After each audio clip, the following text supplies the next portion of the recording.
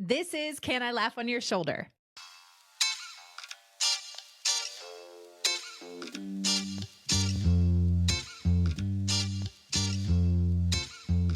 Welcome to the show. Thank you so much for being here. Oh, I am so excited about hanging out with you, Molly, of course. I'm so excited. Can I just say right off the bat, you're the coolest grandma I've ever met. Because when you told me you're a grandma, I was like, I'm sorry, I do not believe that. For the people that are watching this on YouTube, obviously you will also be in disbelief as I am. And if you're listening, I just want you to picture like Cindy Crawford in her 30s. And she's like, I have 4 grandkids. And you're like, no, you don't. You're a liar, Hannah. That is awesome. That is hilarious. No, I got 7 kids. They're all adults. I can't believe it. And 4 grandbabies. Amazing. Okay. So I realize that this whole conversation is about your new book and your mom boot camp, Mom Fog, 8 Steps to Overcome Mom Fatigue Syndrome, which selfishly, I just had you on this show so that I can ask you personal questions. And we're just going to have a therapy session for 45 minutes. That's, you know what? That's cool. I'm good with that. Oh, there's that. But really what I'm going to ask you here to start is like, what's it like being a grandma? Like, is it the best? Or you know what's funny is different. I thought I would be such a different grandma than I turned out to be. Like, tell me more. Weird. Well, because like with 7 kids, like, and I homeschooled them all, and I thought, man, being a grandmother is just going to be kind of more of that, like being home and rocking the kids. It's so weird. My husband has turned into Grandpa of the Year. And he's doing all the things, and I'm just like off, like doing my thing, like love them. I hang out with them and we have fun together, and I'm kind of like the comic relief for them, you know? But it's like he's so nurturing. So it's funny, like this is his time to shine. He was born to be a grandfather. Fantastic. You know, my husband's parents are kind of the same way. Like, he's like, who are these people? They did not raise me, because these are very different. And it's like, I'm just trying to get them to like be like push a little bit so they can like give their parents enough trauma that they gave me, like they gave me. So if I can like get them to like, come on, do it. Come on, let's be louder. Let's make a mess. Like, that's my job as a grandmother. Yeah. So when I was a child, my dad all the time would be like, when you grow up, what I'm going to do is I'm going to take your kids, I'm going to stuff them full of chocolate, and I'm going to send them back to you. And you know what he has done? He has taken my children, he has stuffed them full of chocolate, and then he sends them back to me. Like, that is, he 100% knew, 38 years ago what he was going to be as a grandfather. And he has to a T lived up to that. But it's so funny because, like, he's going to be 80 in a couple of months, and not even a couple of months. Wow. As when this airs, he is 80. Wow. And he's like, the jury's still out as to whether or not this is going to happen. My son the other day, who's 8, he was like, yeah, Pop told me he's going to get a tattoo on his 80th birthday. And I was like, he is? What a rebel. I love him. What? And he's like, yeah, Pop told me. And I was like, he hasn't told me this. Like, but I love that my dad's just like feeding my kids chocolate, and he's like, yeah, I'm gonna get a tattoo. I'm like, what? Anyway, living his best life, right? I'm digging it. That's cool. 100%. My dad also, so he goes to like like an integrative health medicine guy, and they do all those blood tests and stuff. And he's trying to like be his, best healthy self in his last few years. Anyway, one of his blood tests came back that has like high levels of glyphosate or something. That's like the ingredient in Roundup. Right. And it's because my dad plays so much golf, and his integrative medicine doctor was like, you really need to cut back on the golf. My dad was like, I will not be doing that, but thank you. No. If I die from golf, that's just fine. That's cool with me. I got to die from something. Die from golf. Exactly. So anyway, so now that we've talked about the fact that you're a grandmother, let's go back. So you got to give us the Hannah 101. So that's how all my guests start this show. So give us the Hannah 101. So tell us who you are, what you do, and how you got to become a grandma. Sure. Okay, well, I got to become a grandma because I had kids and they had kids. Okay, so that's a pretty self-explanatory kind of thing. If you wanna know how I actually got pregnant, that's a different like, That's a we can different talk about that too. different Like, I'm topic. good with talking about everything. It's a different topic. My daughter's in 4th grade, and so we're having a lot of those conversations right now that are real fun. But I just Weird on the, like, TMI side. Like, if I oh, wanted my kids to have too much information, I was going to be the one to give it to them. oh, for sure, for And sure. they'd be like, "That's disgusting. That's gross. I will never do that in my life." My son, my son who was just a little kid at the time, he said, "I am never doing that ever. That is disgusting, and I can't believe you and dad did Yeah. that 7 times." I said, "Oh, honey, a lot more than 7. 7 last week." He's like he's like, "That's I'm so that's gross, that's disgusting." Oh I my said, "Okay, I'm gonna ask you that when you turn 16." yeah, He's, like, in his 20s now, and I'm pretty sure it's not as gross as it was back then. yeah. But, okay, the 101 sorry, I am very highly distractible. I love this so much, Hannah. You are already one of my favorite guests I've ever had. So this is so much fun. I just want to do an entirely different podcast where we talk about things, the We can conversations do that that. we have with our kids. Because man, I could tell you some stories, and I'm sure you got them as well. So, okay, so Hannah 101. Okay, okay. So, I had this like big dream of what it was going to be like when I was a mom, and white picket fence, and you know, in Yeah. like in my kitchen making cookies and all this stuff. Did not turn out to be that way when I started having kids. I was overwhelmed. I was struggling with anxiety, depression, cluttered house, broke as a joke. It was borrowing from this creditor to pay that creditor, and it was just like oh, it was not what I pictured. Mhm. And this was just having a few kids. Like I have 7, but at this time I was like so overwhelmed. This one day I walked in to my bedroom carrying a load of laundry, ready to put it on top of the already like 7 loads in the corner. And I caught a glimpse of myself, Molly, and I was just like way too young to look so old. And I had Mhm. like gained so much weight, dirty hair, wearing my husband's t-shirts because I couldn't fit in anything. And I was just like looked lifeless. Like it was like dead mom walking.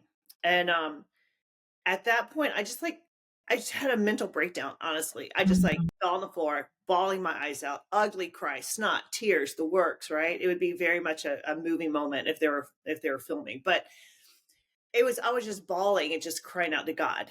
And it was like, God, please help me. Yeah. Please help me. Like send someone like I expected someone to come at the door with the check or send a team to come over and get me in shape or just help me send some help my way. And it was so not what I expected, Mm. but I remember hearing that voice from God, and he told me to do one thing, and he said get up and fold your laundry. And that's not what I wanted to do. I wanted the heavens to roll back, Yeah. and I wanted to hear, like, the Hallelujah chorus, and I wanted, like, money to float down or say something miraculous, like, "Go to your mailbox, there's gonna be, a check," or I don't know. Yeah. Not get my butt up off the ground and fold the laundry, but I figured at that point, every single one of my clever concepts like, I was a behavior therapist before I stayed home to have kids, and none of my techniques worked on me. I Mhm. was floundering, stressed out, anxiety, depression, all the things. Nothing was working. And at that point, I decided, okay, my clever ideas aren't working. I'll do what God says and just operate out of obedience. Yeah. And that day started a process of taking so much authority over my life and started sharing. Like, that's when I really started researching the mom brain and finding out why certain strategies don't work on moms that work on other people. Mm. Came up with a lot of things, but one of the main reasons I'm sharing this with you is not the Hannah 101, but to help people understand that the most strategic action to get you out of the negative place that you are will always be the most counterintuitive. It will always be the thing that you least likely want to do, because if you stay in your old patterns, you're going to keep getting the old results. So it has to be something different. I didn't want to do that, and I did it. And out of that, just like I'm going to lean into God's word like I never have before. I'm going to obey like I've never obeyed before. And out of that, some pretty radical changes happened in my life. So I started helping other moms, and I started combining what I knew as a behavior therapist and a psychologist with what I was finding in God's word.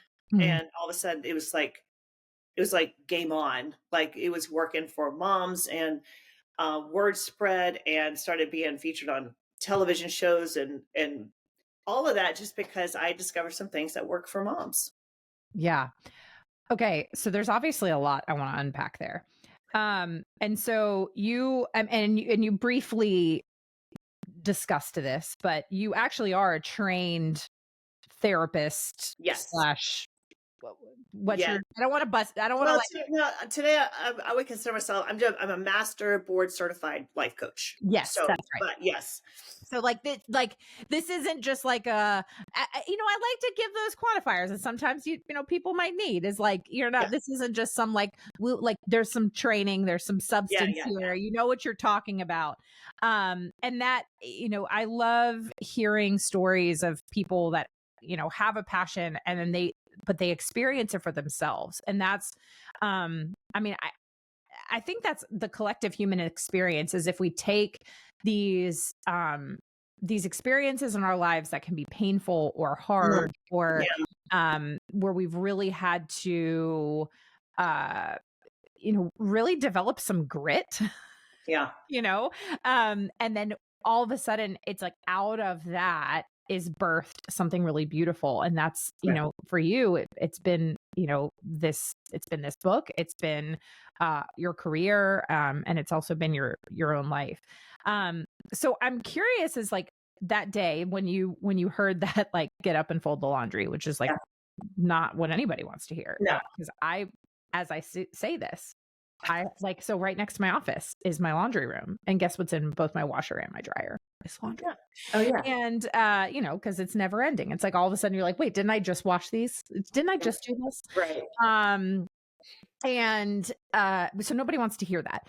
But you did, you got up and you did it. And I think that this lesson, and I really hope that because I have a lot of men that listen to this show. Um, surprisingly, I remember at first I thought it was like my audience was primarily women.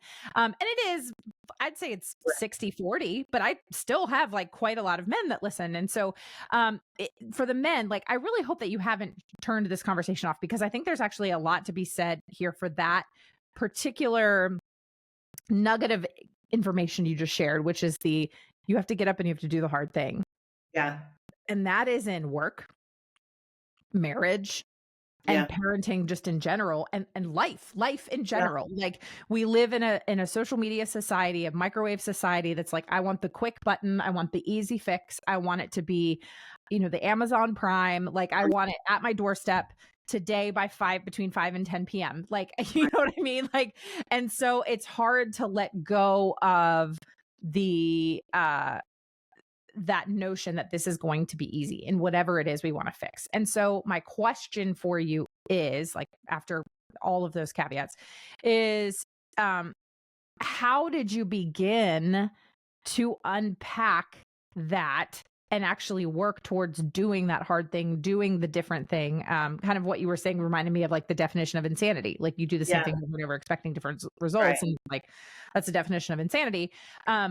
But how when you're in that depth of darkness, like when you're in Right. that hard place, what's the first step for getting up and folding the laundry in the grand Actually, scheme? I think that first step, and 10 years ago, I would have said it's really getting a very clear focus on the results. What kind of results do I Mhm. want to have? And how bad do I want these results? Yeah. But I've learned something that is so critical that has helped, I think, so many people, especially my clients and the moms who are in our university. And the thing is, if you think it's going to be hard, in then where do we place that belief when we hear Jesus say, "Take my yoke upon you. It's light and it's easy to be born." It says in the Right. Classic Amplified, "There's rest, refreshment, recreation for your souls." So why would God make something hard that is going to bless us? I mean, think about what we do for our own kids. If there's something we want them to do that we know is going to bless them, we try to make it as easy as possible. When I want my kids to learn how to make their bed, I'm not going to put 5,000 throw pillows in a dust ruffle and a flat Yeah. sheet, and then they have to get the quilt done perfect and it has to be lined up. No, I strip off everything except a fitted sheet and a big old blanket. It's like, look, if you can just get on the bed, you're good, you're winning, right? Mm, And so I think a lot of times the reason our lives are hard is because we're operating on a belief that it has to be. yeah. And Yeah. so for a lot of moms, we do have what's called a negative cognitive bias, where, and that's totally normal. And every mom should have that. There's nothing wrong with it. And it's that worst case scenario kind of thinking. Yeah. This is hard. Life is hard. This could happen. It probably will happen. All the things. And then we're just stuck in this hard place in our brain. Right. But this is where what we're not taught, and I don't think what anyone is taught. You go through high school, you go through college, you take freaking trigonometry, but you don't know how to take authority over your thoughts.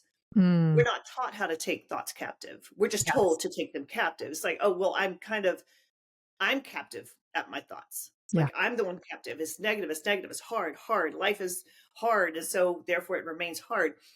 Long answer to the question. I think that first step is really becoming extraordinarily curious Mm, about what your thoughts are, and say it's just creating an awareness of, wow, I'm thinking this. Is it really 100% true? Am I actually making this true for me? And if we can question a thought, that first step without shame or criticism, like, oh, there I go again, failing, like enough of that. But if we could just get curious about where our thoughts are going, then we can start to navigate them in a more positive direction. Out of that comes the easy. It's the hardest easy you can ever have, because it means I'm not just going to do the action to take me out of pain. I'm going to first take authority over my thoughts. And out of my thoughts, I'm going to create a different feeling. And then when I feel something different, I'll naturally do it, because we're human beings, not human doing. So if we can focus more on the being and really get that dialed in and learn how to be. I mean, God's name is I am, two most powerful mhm. words. Whatever follows I am is saying not only what we believe about ourselves, but what we believe about God as well. That's going to lead us in a different direction. So long answer, but that's my story. I Well, I'm so glad that you said this because I had some parts of your book doggy eared. Is that what we call it? Yeah, I don't know. I don't have any bookmarks for dog-eared, dog-eared. Yeah. dog-eared. I have some parts of your book dog-eared, and one of them actually is in chapter 9, in the mindset section, and it's in chapter 9, the miracle in your mouth. And one of the things that because I love talking about mindset, I talk about this on the podcast a lot, Cool. and so I've had quite a few authors who kind of come on and talk about mindset and the brain. And I'm just fascinated by the human brain. And if you're somebody who is not, I just have questions as to what you do find interesting, because I find the human brain absolutely fascinating. Absolutely. But there's one particular section, like, and I'm kind of summarizing for you. Feel free to correct me if I am summarizing this incorrectly, but basically talking about just the power in our mindset and the words that we speak over ourselves. And I see this so much, and I catch myself. I think I do a better job of it, but that I used to. But I see my friends do it, where it's just kind of like, I'm such a mess. Yeah. My house is a mess. I'm a hot mess. Like, oh, I'm a disaster. My life is chaos. Like, we're saying these things almost like in this self-deprecating way, where it's like cutesy and funny, and it can be from time to time, but also if you continue to say that over and over again, like, you're eventually just going to believe it, and Yeah. it's going to eventually be true. And so you talk about I loved the Affirm Foundation, AFFIRM, and but actually really getting into the and so I'm going to read just a little or an excerpt, and I would love for you to just talk a little bit more about this process and what this looks like Sure. practically. And so it says, you listen to yourself more than any other person in the world, but more than that, you believe in yourself more than anyone. That means when you say something about yourself, your inner mom will believe it to be true and will do whatever she needs to do to make it a reality. If you constantly say, we never have enough money to make it to the end of the month, then your subconscious will make that a reality. Whoo, I could talk a lot about the poverty mentality. Whoo, I'll avoid my soapbox for now. Your subconscious is just obeying orders from what you have perceived and experienced on a conscious level. If you constantly say, I'm so exhausted, then guess what? You will always be exhausted. That inner mom will see to it. If you want to change your life, you need to change your words. There's no getting around it. You can't wage war with thoughts. It's time to speak up. Your goals will do you no good at all if they remain goals. You give them life when you utter them. It's time to speak up. And then this part is my favorite. At one time, you spoke the problem. Now you're going to speak the promise. At one time, you hid from the dark. Now your words will bring forth light. At one time, you lived by default. Now you're going to rule by decree. At one time, you ran from the storm. Now you are becoming the storm. Man, I loved that section so much. And so I'd love for you to just kind of talk about this, like unpack this a little bit more, maybe give us some things that you didn't get to include in the book about it, and how you've seen it play out in your own life and in the lives of others. Oh, sure. Oh, sure. The problem is a lot of people try to wage war thoughts versus thoughts. Mm-hmm. And it's kind of like, in the movies when you see like a duel, right? And then there's one person that takes the higher ground and now he's like standing on a rock or platform Right. and now he's got the upper hand, right? When you put voice to what you want to believe, not necessarily what you are currently believing, but what you want to kind of wire in your subconscious, you're actually overpowering the silence of the thought. Mm. So it's not always enough to sit there and try to think of something different because you can't. It's the spiral, right? And there's a gravity there and you will spiral downward. That's right. The only way to actually reverse that and spiral upward is putting your voice behind it, saying the thing that's going to override that thought. So I remember one time, you'll just become that anyway. Whatever you're saying, you will become.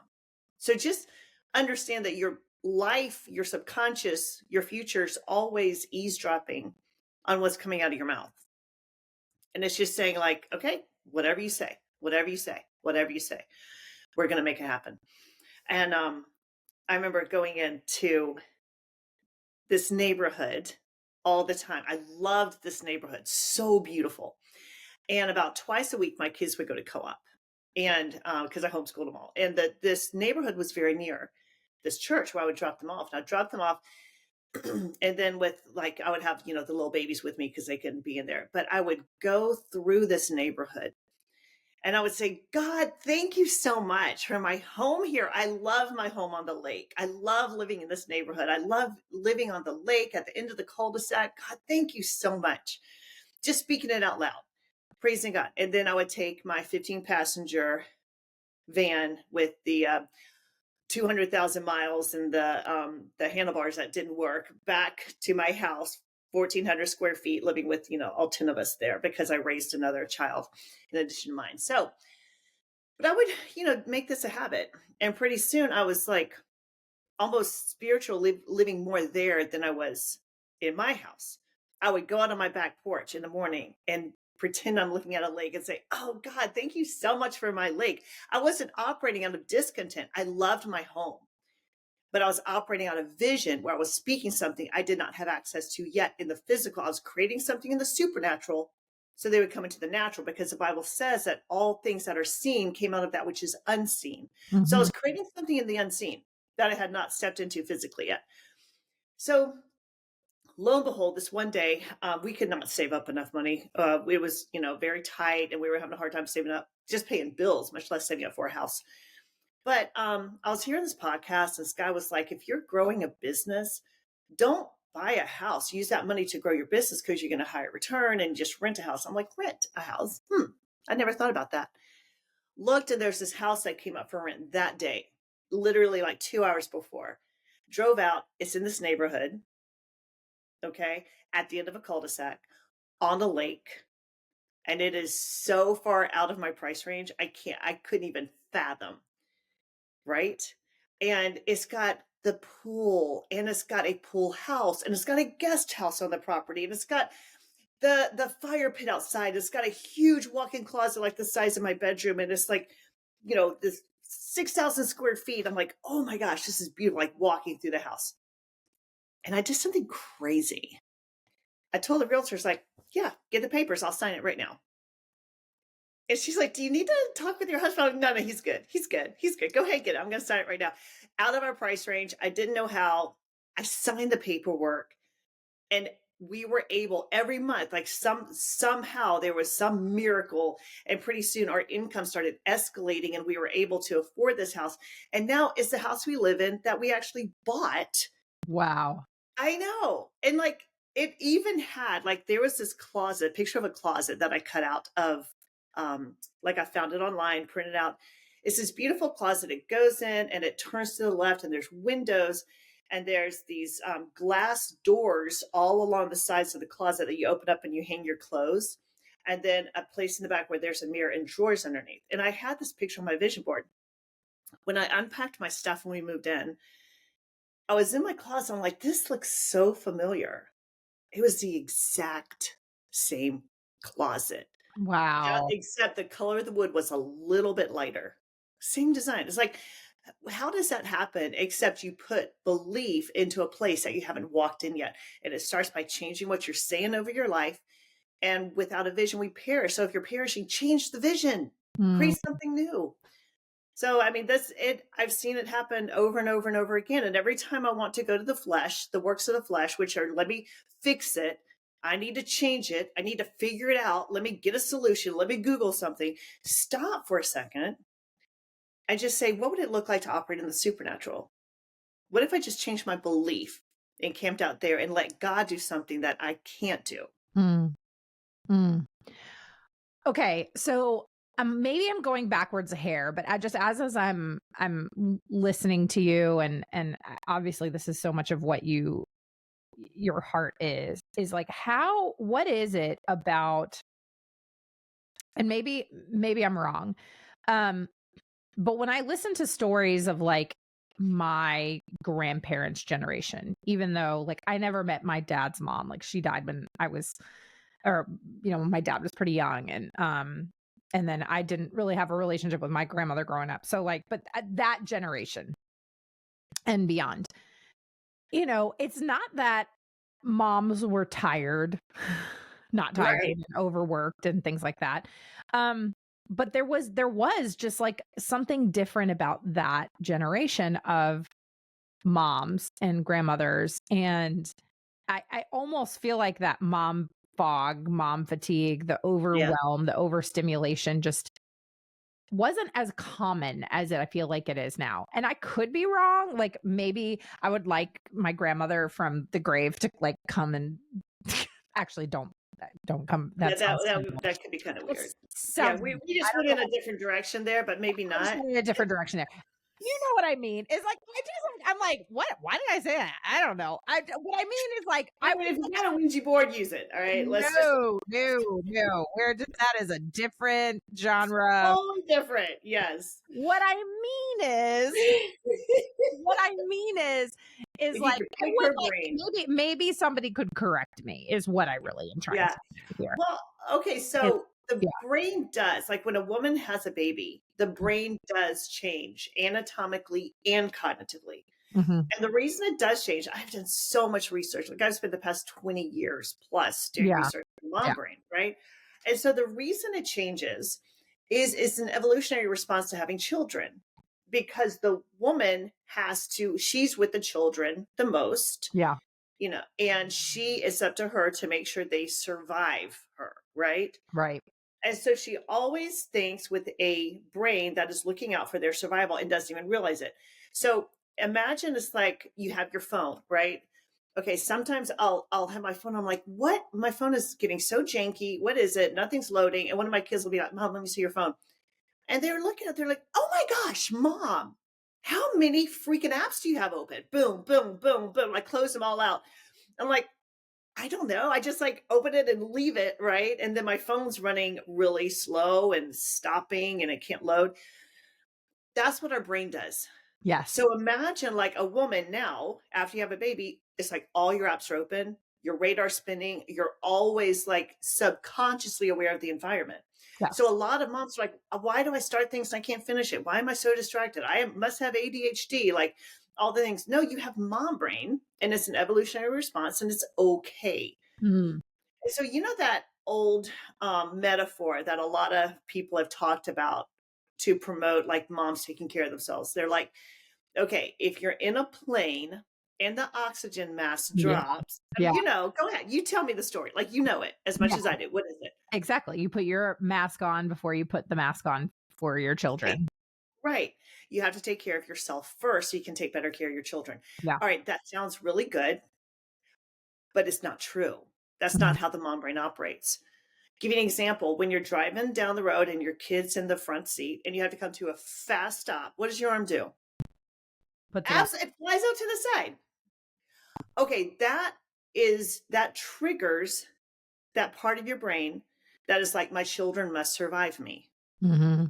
So you think an oxygen, you think the plane's going down and I'm going to worry about putting them, no, I will hold my breath. I will die before I let my child Right. suffer. Right. That's just a mom's response. Yeah. That's just what she will do. No matter what, it will, that mom brain kicks in. It's an automatic knee jerk response, and our children have to survive us. Yeah. Mom-like reflexes. Mom like reflexes, right? And so that brain is why you can't finish what you start. That's why you get so distracted. Mm. That's why you walk in a room, you're like, why was it? What did I come in here for? Oh my gosh. That's why you leave your coffee on the hood of your car when you drive away from Starbucks. And you think, have I lost my mind? And the truth is, yes, some of your mind you have, Mm. but some of your mind is also now engaging in other activities that we can leverage to help us instead of hurt us if we know how to work with it. Yeah. Yeah. Well, I had to laugh at your forgetting what I came into this room for because that's literally in my subtitle of my book. Like the subtitle of my book is How Death, Debt, and Comedy Led to a Life of Faith, Farming, and Forgetting What I Came into this room for. I So love it. I I, love it. So you get it. I didn't even know that was mom brain. Yeah. Yeah. Well, okay. And I'm curious, like, have you studied, like, does this happen to dads? Or just, Not as much. okay, No, I didn't think not so. as much. No, it is like you can look at an MRI of a woman before and after she has a child and see that there's gray matter that has basically is not firing anymore.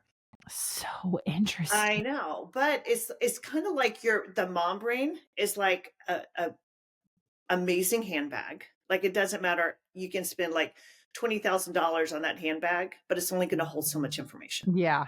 Right. And so we can't like it's over like it's over processing almost because it's taking in so much of the environment that before you had children you could just filter it out, but now you're listening for every car subconsciously, you're overhearing conversations, you're looking at Yes. like I walked into one of my friends houses one time and my kids are older, but I started like pushing scissors away from the edge and like mentally I'm not thinking let me like childproof this. My mind, my mom brain kicked in and I'm pushing scissors and knives away from the edge. And I'm like, oh, sorry. I didn't mean to like take over your kitchen there, but my mom brain did. Yes. Well, that is just fascinating to me because I, so something that like I look back on college me. Okay.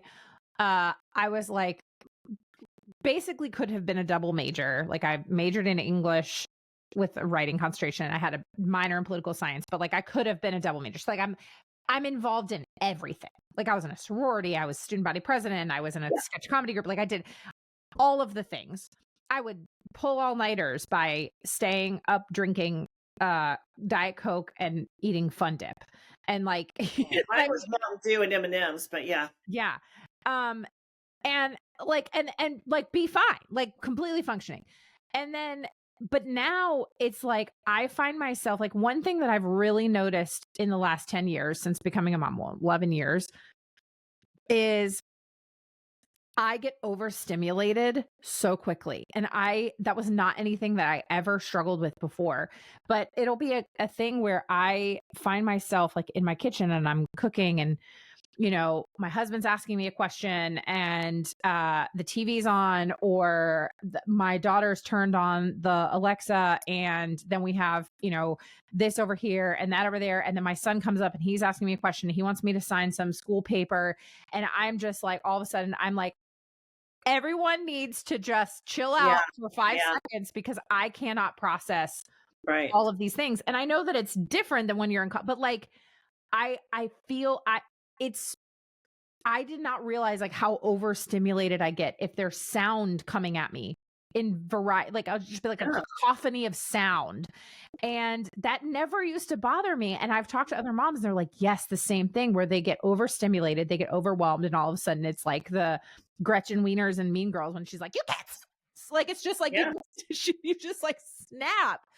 And so is that all related to that mom? But like, what's happening in the brain when you have that moment of just like everything is overstimulating Yeah. and you Yeah. feel like you can't process any one particular thing? Right. It's because your radar is so much more open now.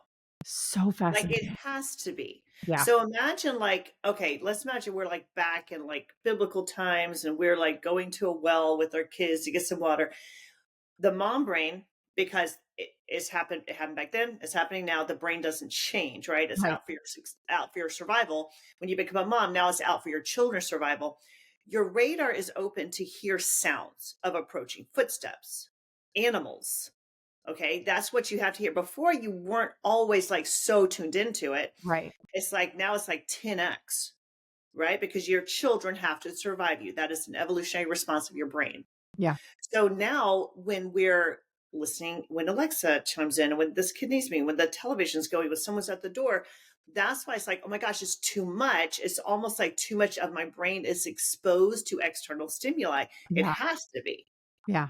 So that's why we feel like we're overstimulated. The thing is, no, it was the same stimulation that was out there. You're just exposed to it now at a greater level. Fascinating. I know. Okay. And then I would assume that this is the same, like that with men's brains, just dad brains, like they're not experiencing that. Cause like, and I really mean this, because I do not like the culture at all that just like plays dads as like dumb and like Oh, that makes me incompetent, so angry. That weaponized makes me so incompetence. angry. I hate it. It drives me crazy. Hate Because, like, it. my husband is That's way another podcast episode. Yes, my husband is way Yes. smarter than me.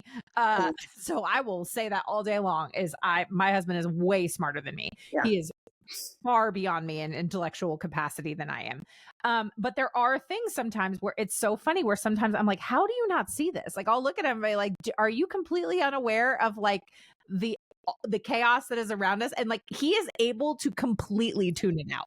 Yeah. And then of course, like then he'll come up because he doesn't see the chaos. And it's like not a disparaging thing. It's just his reality is he doesn't see the chaos. And then he'll come up to me and ask me some question. And I'm like, I love you so much. Cannot possibly answer that question right now. See, my husband will just look at my glazed eyes and say, "Do I need to make a decision right now for Yes. you?" I'm like, The answer is "Yes. Show me you love me by not making me make decisions, please." For real. And it's like, I am a strong, independent woman. Also, I really need you to just make a choice right now in this, like, in this moment. So it's so Or fast. my thing is, tell me if you do this. My thing is, if I were not here right now, what would you do? Yes.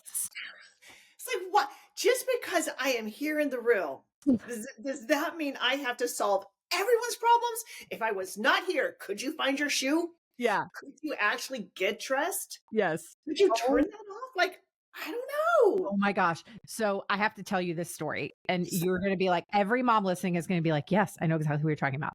Where again, I speak this in that my husband, incredibly brilliant, very, very smart, one of the most capable, hardworking individuals I've ever met in my life.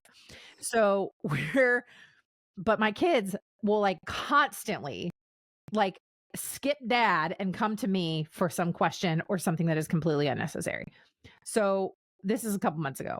My husband sitting at the kitchen island and he's like on his laptop, but I mean, it's like a Sunday afternoon and he's sitting at the kitchen island on his laptop.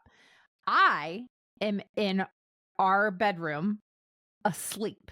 I am taking a nap because I am exhausted. And so I am taking a nap.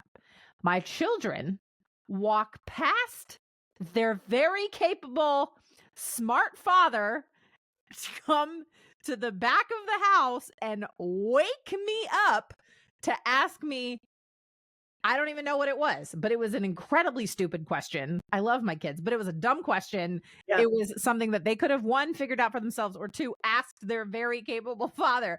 But the best part was, is like, they woke me up for this, and I looked at them and I was like, where's your dad? And they're like, oh, he's in the kitchen working. And I was like, so what? I, huh? You know, but That's my husband, because you're the mom. yeah. And like, I heard my husband from the kitchen going, did you just walk past me to go wake up your mother to ask her a question? And I'm like, in the background, Yes. I'm like, yes. Like, Wow. And yeah. then try to go back to sleep. It's like, Oh, no. forget that. No, That forget. was a luxury that I dove into for a Yeah. moment, but now that's short-lived. Thank It's you, now done. children. But you know, and I do realize that it's not that they can't ask him, but I think because they see that the moms, and I think this is just a natural kid thing, because I know I'm not the only one that experiences this, and I know that my husband's not the only dad that experiences this, where it's like kids just see, oh well, mom sees the bigger picture, mom's the Yeah. one who, like, whereas dad's gonna be like, I don't know, like, Yeah. Yep. Yep. I know. But I remember with the kids, we were watching a Winnie the Pooh movie, and Christopher Robin had left, and yeah, all of them are going crazy. And they're all like, what are we going to do? What are we going to do? Christopher Robin's not here. And then Eeyore has a balloon, and it flies away. And Eeyore said, now we're all going to die. And my kids were like, Mom, that's us when you leave. yeah. Now we're all going to die. No. So I've been traveling some for my book tour, Yeah. and like last week my daughter was like, "Mom, like why are you keep leaving me? Like now I'm the only woman in the house." And and she's like, "I can't. I'm not able to be the only woman in the house." I'm like, "You are going to be just fine." Yeah. Yeah. I know, but not really. Mom is the glue, man. She holds everything together. Well, I'm so like, this just gives me such like encouragement and validation for things that I've just like wondered, but I love when you have like wonder and then there's scientific evidence to show this, and Yes. that will, but it also then helps me as a mom and a wife, like give grace for myself and give grace for my husband when I'm like, how do you not see this? And I'm like, oh, because his brain is not wired that way. He's not wired like mine. Absolutely. There's this it's so funny because every single week I do mom boot camp. Yes. Like I show up for these moms, right? And this mom last week, she's like, the greatest thing that came out of this week is I know I don't have ADD now. I was like, Yes. yeah, yay. It's so funny. I was wondering that too, like for a while. I was like, do I have undiagnosed like ADHD? Like, Yeah. and I'm like, no, actually, I think I'm just an overstimulated mother. I think you're Um, just mom. I think you just have mom brain, but there's so ways to good. work with it. That's just Yes. it. It's just, yeah, Yeah. we don't have to stay stuck. We don't have to stay in overwhelm. Right. Okay. So that as we're wrapping up here, I want you to talk about mom boot camp, because if there's somebody listening who's like, I need help, like Yeah. I need help. Um, so talk to us about mom boot camp and what it is that you're actually doing, because you're helping moms like tackle this stuff. Yes, yes, it is. And the thing is that one of the things that I'm known for is my mom brain hacks. So we have like a new mom brain hack that we do every day. We like really understand what's going on with our brain. We come up with Right. strategy to now think differently. And the cool thing is, and if you just go to mombootcamp.com, it's right there. So you can get registered. I'm doing it every single week. But the cool thing is like by day 3 and 4, I'm asking the moms, okay, what have you been able to do differently? And they're like, oh my gosh, I just caught up on my laundry. Like my child did this and I didn't get mad this time and we were laughing about it. We actually had a good time and I hung out and I was feeling different. I was able to clean my kitchen. I got caught up on the budget. And every single time I'm like, did I teach you any strategy at all? Mm-hmm. They're like, no. It's like it all comes down to the way you think. And Mm, if you can think a different thought, you can literally create a different life. right. Right. Wow. It's so much fun. So Wow. yeah, that's what we're doing all the time. And we're helping moms like really kick butt and take names. So is this something that is like short term? Is it Yeah, oh, like, it's only 5 days. It's 5 days. Yeah, So it's 5 days, and we also have a university, Mom Mastery University. You can get in. It's kinda like a university. You can major in different things and whatever you really wanna focus on, if it's your home or your health or maybe your money, you just kinda pick the track that works for you, and you can, like, dive in and get to work, and I'm in there coaching all the time, like, constantly. So, amazing. yeah, Amazing. it's fun. So, okay. So as tell us where people can, connect with you, find out more information. Obviously, for all the moms that need this book, Mom Fog, go get it. You can get it. Oh, by the way, Mom Boot Camp, I give you a free copy. Oh, well, there you go. So I now know, like, it's $24 on Amazon, but I'm telling you, don't I shouldn't be saying don't go buy it, but you get like, when you get into Mom Boot Camp, I give you, you get a free copy. digital copy, but also I have an audio of the book that I added extra content to. So, you get that Mm. as well because a lot of moms don't have time to sit down and read because they get distracted. I know. Oh, yeah. I told all my mom friends, like, when my book came out, I was like, "Y'all know that I recorded an audiobook, right?" Yeah, 'cause Yeah. you don't have time to sit down, and that's No, fine. You no. can just listen while you're And watching. if we sit down to read, we get, like, 2 pages in and we fall asleep, so Yeah, exactly, exactly. Okay, so, website, social, give us yeah, the whole thing. absolutely, Hannah Keeley, and, hit me up on Instagram because I always respond to those messages directly. So Awesome. that's actually me. So Amazing.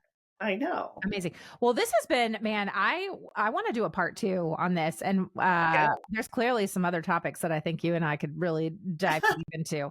But, side note, this is my getting distracted, but I'm actually gonna share this here because it's so cute. So Mom Brain is I told you we have all these animals. Well, we have Yeah. baby goats right now. And the goats they all free range. And I just got mom. This is very funny. So all of the other goats of ours, except for one is dad, but all of our other goats, we have 7 goats. So 5 of them are her kids. And she's had at different times. And I tell you, I see mom brain in mama goat. Like she one watching her labor and give birth to her goats and know what to do is just fascinating. Like God fascinates me the way Right. that he taught Right. just He is. wired their brains to know exactly what to do, like with Yeah. no intervention. But her boys, all of them are boys, by the way. She keeps having boys. I'm like, give me a girl. But her boys will get distracted by food. And so they've all free range all about, and a couple boys will be distracted by eating, and then all the other goats will go off and move to the next place that they want to eat something. Well, when the distracted goat finally looks up and sees all of his goat family is gone, he, instead of going to find them, he just stands there and screams like he's lost. Like it sounds like he's dying, but really Oh my it's just a gosh. stressed Yeah. out lost goat who can't find his mama. Oh, And my kids too, so it's so funny, but he'll just stand there and he's like, bah, bah, until guess who comes but mom. mama goat, and she just like but she has like RBF, and so she just like comes and finds her son, and she'll go, Really? "Eh," like really, and then of course he'll find her and they just run off. So it's like she just has to be like, "Ugh, come on, let's go, get out of the pantry." And so now I get to also, like, while we were talking, the baby goats just like were running to mama because she went to find Cute. them. Anyway, so I just wanted to share that because one, it's cute and funny, but two, goats apparently also have mom brain. And It's pervasive. okay, well, Hannah, this has been so much fun. You're the coolest mom slash grandma I've ever met. And for people listening, go follow Hannah. I'll have all her links in the show notes, including links and information to Mom Boot Camp. Thanks for being here, and thanks for the work you're doing. Oh, thank you so much, and for the work you're doing too. Let's just go take territory. I love it. Yes, amen.